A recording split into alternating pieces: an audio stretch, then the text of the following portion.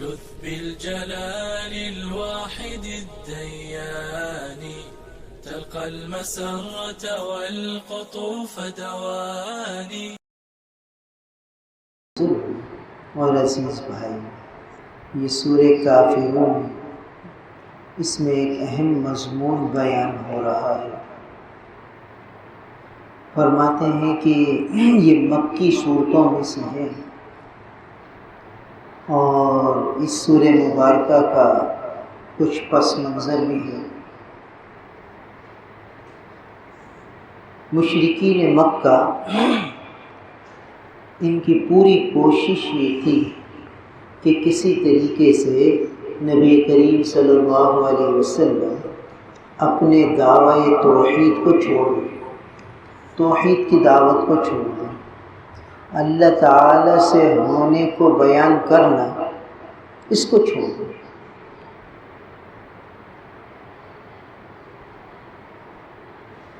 نبی کریم صلی اللہ علیہ وسلم کو یہ صادق الامین کہتے تھے، سچا بھی کہتے تھے، امانت دار بھی کہتے تھے، حضور صلی اللہ علیہ وسلم کی عزت بھی کرتے تھے، فیصلے بھی کروایا کرتے تھے، امانتیں بھی رکھوایا کرتے تھے۔ مگر جب توحید کی دعوت دی تو سارے دشمن بن گئے، سارے مخالف ہو گئے، اور کبھی ڈرا کر، دھمکیاں دے کر نبی کریم صلی اللہ علیہ وسلم کو اس دعوت توحید سے روکا، دھمکیاں دے کر، حتیٰ کہ سارے بنو ہاشم کا بائیکاٹ کر دیا، سارے قریش نے مل کر بنو ہاشم کا بائیکاٹ کر دیا۔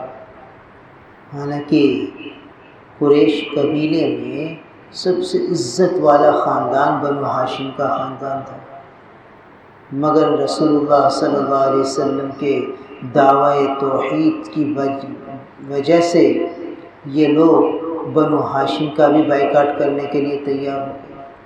حالانکہ ابو طالب مسلمان نہیں ہوئے تھے، مگر بنو ہاشم میں سے تھے، رسول اللہ صلی اللہ علیہ وسلم کے چچا تھے، تو انہوں نے بھی یہ بائیکاٹ گوارا کر لیا، حضور کا ساتھ نہیں چھوڑا، خاندانی رشتے کی وجہ سے، خاندانی عزت کی وجہ سے۔ اور تقریباً 3 سال کے قریب شیب ابی طالب کی ایک گھاٹی، 2 پہاڑوں کے درمیان ایک جگہ ہوتی ہے، وہاں یہ لوگ محصور ہو گئے، اور سارے قبائل عرب نے اور قبائل قریش نے بائیکاٹ کر دیا، نہ کوئی ان سے خریدتا تھا، نہ کوئی ان کو کوئی چیز بیچتا تھا۔ اب جو ان کے پاس اونٹ تھے، ان کا کچھ دودھ، بکریوں کا کچھ دودھ، کچھ کھجوریں، یہ جو تھیں بس وہی کام آتی تھیں، اس کے علاوہ سارے کھانے پینے کے اسباب بند ہوئے، اور بچے بھوک سے بلکتے تھے۔ تو یہ تقریباً 3 سال کا عرصہ گزرا تھا۔ تو اس طرح کفار مکہ نبی کریم صلی اللہ علیہ وسلم کو دھونس، دھمکیوں کے ذریعے توحید کی دعوت سے روکنا چاہتے تھے۔ جب اس میں ناکام ہوئے تو اب دوسرا حربہ اختیار کیا، لالچ۔ چلو لالچ دے کر دیکھتے۔ باطل نے ہمیشہ حق کے خلاف 2 ہتھیار اٹھائے، ایک دھونس اور دھمکی کا، اور دوسرا لالچ کا۔ اور حق والے جب حق پر ڈٹتے ہیں اور دھونس اور دھمکی کی پرواہ نہیں کرتے، اگر وہ ان کو پر مجاہدے آتے ہیں تو برداشت کرتے ہیں، ہر قسم کے حالات کو جھیل لیتے ہیں، اور وہ لالچ دیتے ہیں تو لالچوں کو ٹھکرا دیتے ہیں، تو پھر حق والوں کے ساتھ اللہ کی مدد آتی ہے۔ اور جب حق والے ان میں سے کوئی 1-2 لچک دکھا کر لالچ میں پڑ جاتے ہیں یا دھمکی سے ڈر جاتے ہیں، پھر اللہ کی مدد سے محروم ہو جاتے ہیں۔ یہ اصول، یہ ضابطہ، یہ قانون، یہ قیامت تک کے لیے طے ہے کہ حق والا جب بھی جمے گا تو نہ لالچ کی پرواہ کرے نہ دوست دھمکی سے ڈرے، بس اپنے حق متعلق کی بات پر مضبوطی سے جم جائے۔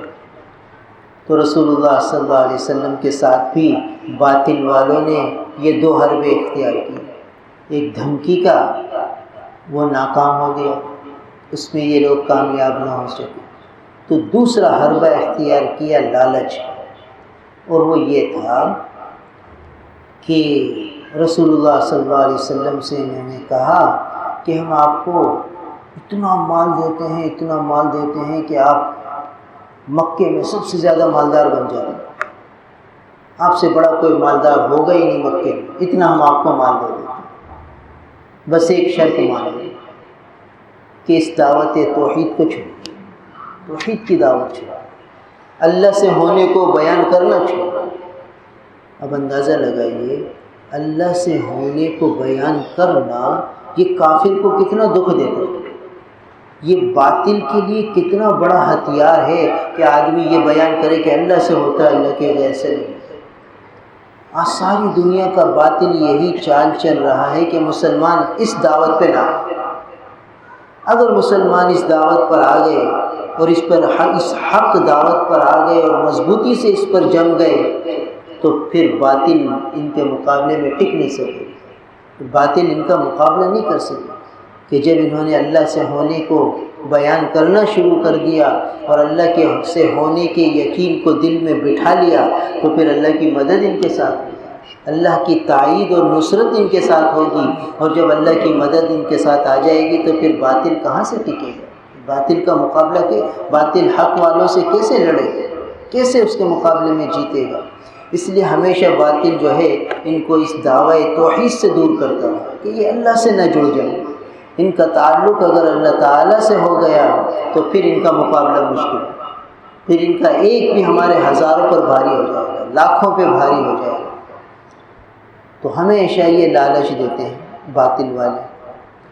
تو اب ایک لالچ تو یہ دی کہ ہم آپ کو اتنا مال دیتے ہیں، اتنا مال دیتے ہیں کہ آپ مکے کے سب سے مالدار ترین شخص بن جائیں، مگر شرط یہ ہے کہ دعوت توحید کو چھوڑ دو۔ رسول اللہ صلی اللہ علیہ وسلم نے اس لالچ کو، اس پیشکش کو ٹھکرا دیا۔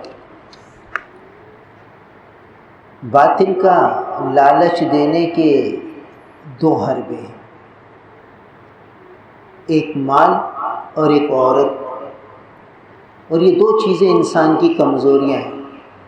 مال کی وجہ سے انسان اپنے مقصد سے ہٹ جاتا ہے، اور عورت کے چکر میں پڑ کر بھی اپنے مقصد سے ہٹ جاتا ہے۔ تو جب انہوں نے دیکھا کہ رسول اللہ صلی اللہ علیہ وسلم نے مال کی پیشکش کو ٹھکرا دیا تو اب دوسرے زاویے سے آئے اور آ کر عرض کرنے لگے کہ ہم آپ کو مکے کی حسین ترین لڑکیاں آپ کے نکاح میں دے دیتے ہیں، حسین ترین لڑکیاں، اور جو آپ پسند کریں گے، جس قبیلے کی، جس خاندان کی، ہم آپ کو دلوا دیں گے، اس کا مہر بھی ہم ادا کریں گے، سارے خرچے ہرجے ہم ادا کریں گے، بس آپ جس بچی پہ ہاتھ رکھو ہم اس کا نکاح آپ سے کریں گے۔ تو شرط یہ ہے کہ دعوت توحید کو چھوڑ دیں۔ رسول اللہ صلی اللہ علیہ وسلم نے اس پیشکش کو بھی ٹھکرا دیا، حتیٰ کہ یہ کافر پریشان ہو کر حضور صلی اللہ علیہ وسلم کے چچا کے پاس آئے اور آ کر عرض کرنے لگے کہ یہ آپ کے بھتیجے کو آپ سمجھائیں، یہ ہمارے معبودوں کو برا بھلا کہتے ہیں، ایک اکیلے سے ہونے کو بیان کرتے ہیں۔ تو حضرت ابو طالب نے بلایا اپنے بھتیجے کو، میں کہ یہ مکے کے سردار آئے ہیں، یہ یوں کہتے ہیں، اور یہ یوں بھی کہتے ہیں کہ ہم آپ کو مال دے دیں، آپ کو لڑکیاں دے دیں۔ فرمایا کہ اے چچا جان، یہ چیزیں تو ان کے بس کی بات ہے، اگر یہ میرے ایک ہاتھ پر سورج لا کے رکھ دیں اور دوسرے ہاتھ پہ چاند لا کے رکھ دیں، مقصود یہ تھا کہ کائنات کی ساری چیزوں کو مسخر کر کے میرے حوالے کر دیں تو بھی میں دعویٰ توحید سے ہٹ نہیں سکتا۔ توحید کا دعویٰ یہ ایسی چیز ہے، اللہ سے ہونے کو بیان کرنا، یہ اتنا رسول اللہ صلی اللہ علیہ وسلم کو مرغوب اور محمود تھا کہ ہر لالچ کو ٹھکرا دیا، ہر پیشکش کو ٹھکرا دیا۔ جب ہر طرف سے یہ لوگ مایوس ہوئے تو آخر کچھ سردار جمع ہوئے اور آپس میں مشورہ کرنے لگے کہ محمد صلی اللہ علیہ وسلم کو کس طرح اس دعوے سے ہٹائے۔ تو انہوں نے ایک اور چال چلی کہ اچھا یوں کرتے ہیں کہ محمد صلی اللہ علیہ وسلم سے جا کے ایک معاملے میں صلح کرتے ہیں۔ صلح یہ کر لیتے ہیں کہ بھئی یوں کرتے ہیں، 1 سال تم ہمارے معبودوں کی عبادت کرو اور 1 سال ہم تمہارے معبودوں کی عبادت کر لیں گے، یہ صلح کریں۔ یا ایک دن تم ہمارے معبودوں کی عبادت کرو، 1 دن ہم تمہارے معبودوں کی عبادت کر لیں گے، یہ طریقے پر آ جاتا ہے۔ یا ہم تمہارے معبودوں کی بھی عبادت کریں گے، اپنے معبودوں کی بھی عبادت کریں گے، تم بھی ہمارے معبودوں کی بھی عبادت کرو، اپنے معبودوں کی عبادت کرو، ہمارا جھگڑا ختم، بس صلح کر لیتے، مل جل کر ایک جو ہے گلوبل مذہب بنا لیتے۔ جیسے آج کل لوگ کوششوں میں لگے ہوئے ہیں کہ بھئی ساری دنیا متحد ہو جائے اور بھئی کفر اور اسلام کی تمیز ہی مٹ جائے، سب ایک ہو جائے، گلوبل اسلام ہو جائے۔ اسلام ان چیزوں کو پسند نہیں کرتا۔ اسلام دو ٹوک رائے رکھتا ہے کہ بھئی 2 ہی نظریے ہیں، کفر ایک اسلام، یا کفر ہوگا یا اسلام ہوگا، تیسری کوئی بیچ کی چیز نہیں ہے کہ تم گلوبل اسلام بنا لو، کوئی بیچ کی چیز لے کر آ جاؤ، کوئی اس کی حیثیت نہیں ہے، نہ کچھ اس کا اعتبار ہے، 2 ہی نظریے ہیں، یا کفر یا اسلام۔ تو اب یہ لوگ بھی چال چل کر رسول اللہ صلی اللہ علیہ وسلم کے پاس آ کر یہ پیشکش کرنے لگے، اور یہ یہاں تک آ گئے کہ اچھا آپ یوں کر لو کہ ہمارے معبودوں کو بوسہ لے لو، یا اتنا کر لو کہ ہمارے معبودوں کو ہاتھ لگا دو، بس اس سے زیادہ ہم آپ سے نہیں چاہتے، اور ہم آپ کے معبود کی پوری عبادت کریں گے، ہم تو آپ کے معبود کی پوری عبادت کریں گے، آپ ہمارے معبود پر صرف ہاتھ رکھیں، بس۔ اب دیکھیے یہ ہے لالچ کے طریقے، اور یہ ہے صلح کی صورت۔ اس پر یہ آیت اللہ تعالیٰ نے نازل فرما دی، جبرائیل امین کو بھیج دیا کہ میرے حبیب سے کہہ دو کہ ان کافروں سے 2 ٹوک اعلان کر دو کہ یہ اس قسم کی باتیں کر رہے ہیں کہ بھئی جو ہے کفر اور اسلام ساتھ ساتھ چلے، ایسا نہیں ہو سکتا۔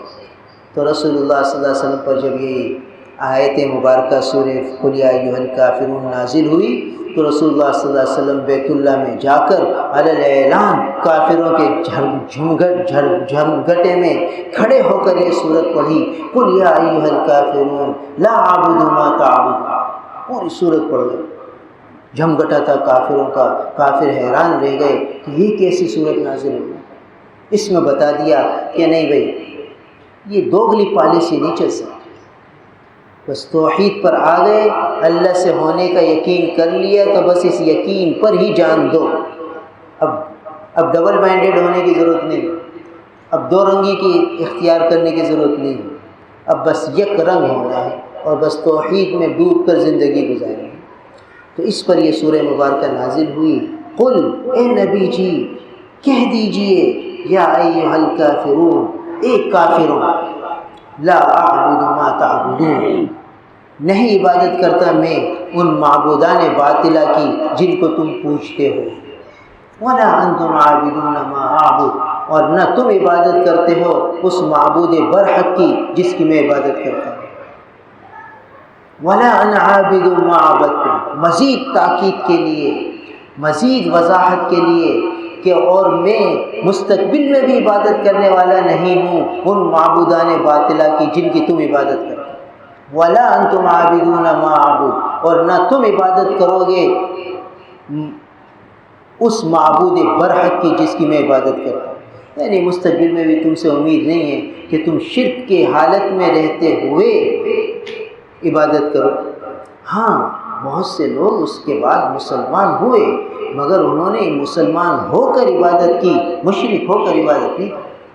تو فرمایا کہ ولا انتم عابدون ما اعبد، اور نہ تم عبادت کرو گے اس معبود برحق کی جس کی میں عبادت کرتا ہوں، لکم دینکم ولی دین، تمہارے لیے تمہارا دین ہے اور میرے لیے میرا دین ہے۔ یہ 2 ٹوک اعلان کر دیا کہ بھئی راستے الگ ہیں، کفر کا راستہ الگ ہے، اسلام کا راستہ الگ ہے۔ اگر کفر والے چاہتے ہیں تو اسلام لے آئیں، اسلام کے دامن میں آ جائیں، سلامتی پالیں گے۔ اسلام سلامتی کا مذہب ہے، اسلام امن کا مذہب ہے، اسلام سکون دیتا ہے، اسلام چین دیتا ہے، اسلام راحت دیتا ہے، اسلام معاشرے میں بد امنی کو ختم کرتا ہے، اور کفر معاشرے میں بد امنی پیدا کرتا ہے، پریشانیاں پیدا کرتا ہے، نقصان پیدا کرتا ہے، ہر ایک کو الجھنوں میں مبتلا کر دیتا ہے۔ تو کفر معاشرے کے لیے ناسور ہے، اور اسلام معاشرے کے لیے سلامتی، امن اور فلاح کا ذریعہ۔ تو یہ دو ٹوک اعلان کر دیا گیا۔ تو اس سورہ مبارکہ میں ایک اصول ضابطہ بتا دیا کہ کافروں سے اگر صلح کرنی ہے تو ایسے طریقے سے صلح نہیں کرنی کہ اسلام کے اصولی عقائد پر زد پڑے۔ رسول اللہ صلی اللہ علیہ وسلم نے یہود و نصارہ سے صلح کی ہے، مگر ایک انتظامی امور کے اعتبار سے صلح کی ہے۔ اس طرح صلح نہیں کی کہ ان کی ایسی شرائط جو اسلام کے خلاف ہوں، توحید کے خلاف ہوں، شریعت کے خلاف ہوں مان لی جائیں۔ ایسی اجازت نہیں ہے صلح کرنے کی۔ آج ہر نئے لبرل طبقہ یہ کہتا ہے کہ بھئی صلح کر لینی چاہیے، اور مسلمانوں کو دوسروں کو کافر نہیں کہنا چاہیے، اور پیار سے اسلام کی دعوت دینی چاہیے۔ کہ بھئی اسلام کی دعوت تو ہے ہی سراسر پیار اور محبت کی۔ اسلام تو مذہبی سلامتی اور امن کا ہے۔ اسلام تو فساد بگاڑ پھیلاتا ہی نہیں ہے۔ اسلام فساد اور بگاڑ چاہتا ہی نہیں ہے۔ اسلام تو امن کی راہیں سکھاتا ہے۔ تو ایسی صلح جس میں اسلام کے عقائد کو پر زد پڑے، اس شریعت کے خلاف ہو وہ شرائط، اس کے مطابق صلح کرنا شرعاً جائز نہیں۔ ہاں انتظامی امور کے اعتبار سے اگر صلح کی صورت ہو تو پھر شریعت اس کی اجازت دیتی ہے، فَإِن جَنَحُوا لِلسَّلْمِ فَاجْنَحْ لَهَا وَتَوَكَّلْ عَلَى اللَّهِ، کہ اگر یہ کفار آپ سے صلح کرنا چاہتے ہیں اور صلح میں آپ بہتری سمجھتے ہیں تو آپ ان سے صلح کر لیجئے، اور بھروسہ اللہ کی ذات پہ کیجیے۔ صلح کرنے کی اجازت ہے، مگر ایسی صورت میں کہ اس میں کوئی اسلام کے احکامات پر زد نہ پڑے، اسلام کے احکامات، اسلام کے شعائر وہ متاثر نہ ہوں۔ ایسی صلح کی پھر گنجائش ہو گئی۔ تو یہاں اس سورہ مبارکہ میں اہم احکامات دیے گئے۔ پھر اس سورہ مبارکہ کی بڑے فضائل بھی ہیں۔ ایک روایت میں آتا ہے کہ سورہ کافرون یہ چوتھائی قرآن کے برابر ہے، یعنی اس کو 4 دفعہ پڑھ لو تو ایک قرآن کا ثواب مل جائے گا۔ اور ایک روایت میں آتا ہے کہ جب رات کو آدمی سونے لگے تو سورہ کافرون پڑھ کر سوئے تاکہ شرک سے بیزاری کی حالت میں سوئے، توحید کو دل میں اتار کے سوئے۔ تو فرمایا کہ جب رات کو سوئے تو یہ سورہ مبارکہ پڑھ کر سوئے تاکہ توحید کے ساتھ سوئے، شرک سے برات کر کے سوئے۔ اور کسی نے پوچھا کہ اللہ کے رسول، میں سفر میں جاتا ہوں اور مجھے نقصان ہو جاتا ہے، جب بھی سفر میں جاتا ہوں تو نقصان اٹھاتا ہوں، مجھے کوئی ایسا وظیفہ بتا دیجئے کہ جب میں سفر میں جاؤں تو میں مالدار ہوں، وہ مجھے نفع ملے۔ عرب کے لوگ تاجر ہوتے تھے، تجارتی قافلے میں مال لے جاتے تھے، مال لے آتے تھے، اور یہاں کا مال وہاں بیچتے تھے، نفع کماتے تھے، وہاں کا مال لا کر یہاں بیچتے تھے، نفع کماتے تھے۔ یہ ان کا ایک طریقہ تھا تجارت کا۔ تو رسول اللہ صلی اللہ علیہ وسلم نے فرمایا کہ تم جب سفر میں جاؤ تو سورہ قل یا ایھا الکافرون بسم اللہ کے ساتھ، سورہ اذا جاء نصر اللہ بسم اللہ کے ساتھ، سورہ اخلاص بسم اللہ کے ساتھ، قل اعوذ برب الفلق بسم اللہ کے ساتھ، اور قل اعوذ برب الناس بسم اللہ کے ساتھ، اور پھر آخر میں بھی بسم اللہ۔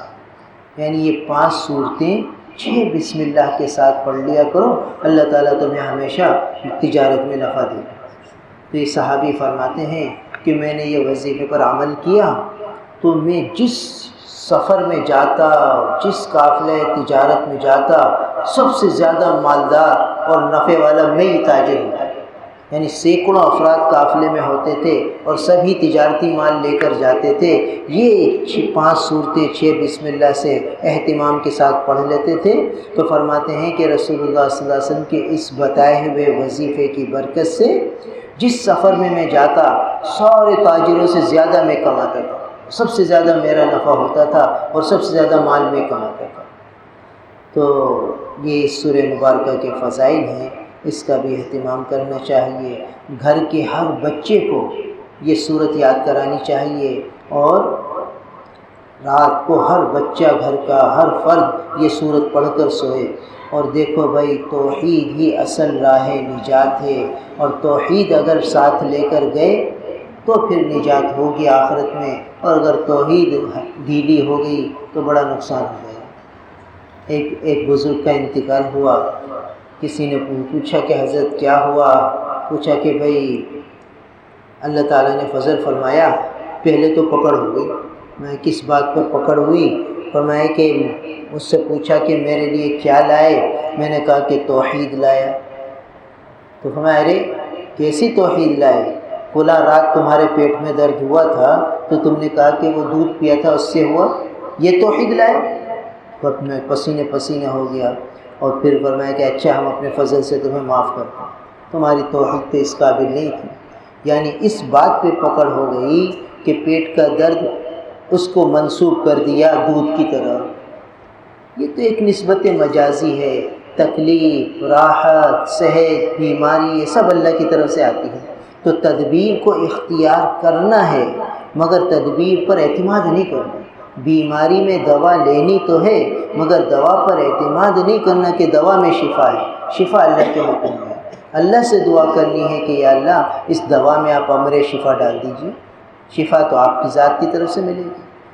تو اس لیے توحید یہ ہے کہ ہر کام اللہ کی طرف سے ہونے کو دل میں اتنا بٹھائے، اور اس کے اتنے تذکرے کرے اور اتنے تذکرے سنے کہ یہ بات بیٹھ جائے کہ ہر کام اللہ کے حکم سے ہوتا ہے۔ اور یہی اس سورہ مبارکہ کا سبق ہے۔ اللہ تعالی ہم سب کو عمل کی توفیق عطا فرمائے۔